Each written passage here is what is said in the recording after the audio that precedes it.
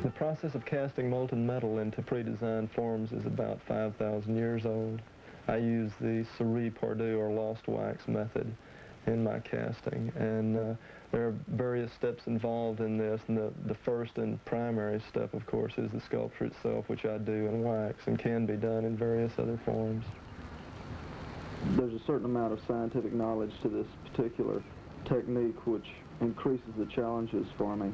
Knowledge of mathematics and physics and metal engineering are almost essential to the perfection of my art.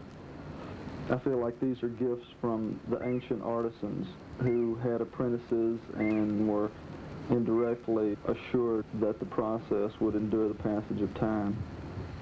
This dolphin that I am working on now will be the primary piece in a sculpture called Gulfstream, which I have yet to complete. The overall piece will incorporate two sculptures of dolphins, as well as a sculpture of a coral reef, to which these will be mounted to and welded together and mounted on the sculpture itself. In lost wax casting, the necessity of having a flexible mold to duplicate your works of art is really important. You can lose a piece in the casting process itself, and if you don't have a mold of it, it's gone forever. The chemicals are mixed for at least a minute and a half on quantities this small and poured directly over the sculpture. It generally takes about 15 minutes for the rubber to start solidifying or vulcanizing, as the term is. And within 24 hours, it's reached its maximum strength.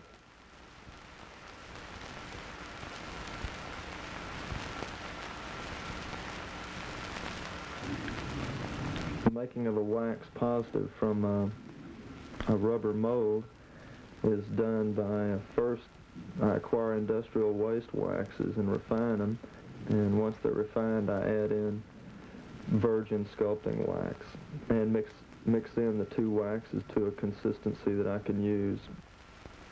I heat the wax up to about 200 degrees, then I can pour the wax directly into the mold.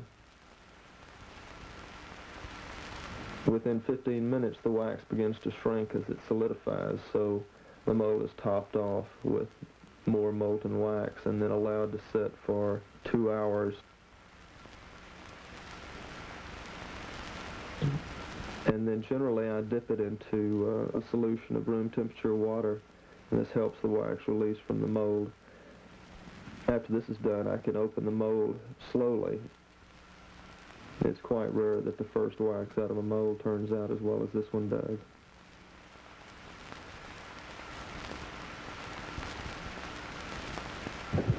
This is the main pouring column that I use. It's called a tree. The sculptures are attached to it with wax. It's got a hook on it up here so it can be held during the ceramic shell process itself. The sculptures are attached by sprue systems like this directly to the tree itself, and more than one can be put on this. After the shell is finished, the wax is melted out and you have a negative space for the bronze to flow into, and then into each individual sculpture. I'd use Industrial Foundry in a nearby city, use their facilities to do my ceramic shell coatings.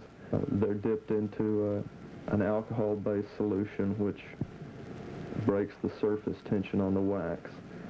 From that point, they're put into the colloidal silica, which is the slurry itself, and then it's sprinkled with silica flour, which is basically a real fine sand. Usually it's 6 coats of each, with approximately a day in between to dry.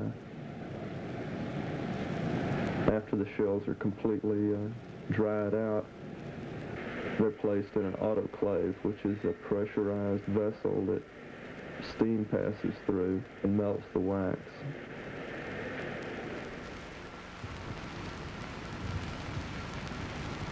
In the pouring procedure, there are three factors that I have to coordinate, and the first being, of course, the sand being heated up, then the ceramic shell being heated up, and the bronze being heated up. And these three things come together at the final moments of the pouring sequence. It's like tending three fires at once, because it's three heat sources going at the same time, each one of them at a different temperature, and one of them is a wood fire and the other two are forced air and propane gas fires.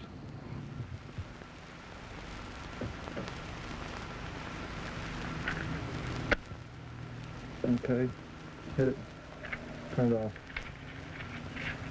Again.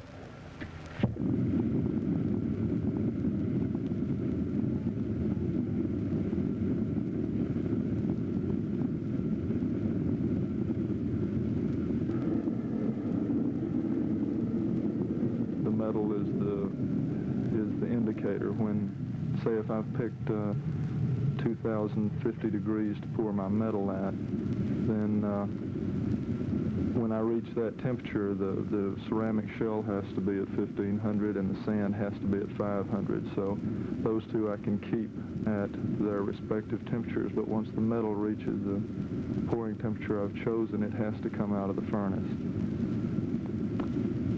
Once the furnace is started, I let the crucible heat up to red hot, before I put any metal into it. When I do put it in, it's called charging the furnace. And it, depending on how much metal I'm going to melt, it could be one charge or 5 or 6. I generally try to put in about 7 to 10 pounds of metal at a charge.